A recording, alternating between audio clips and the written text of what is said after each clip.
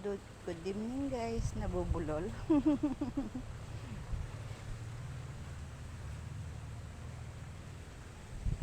Sa sobrang init po guys, namamatay ang mga tanim na kamatis.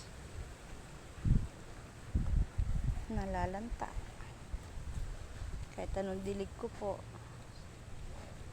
nalalanta po. Hindi lumalaki. Tingnan nyo naman po ang bunga. Payat.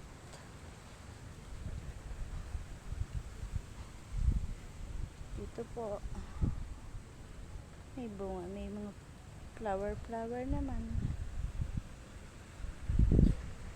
Dito po ay mga kalabasa naman po yan.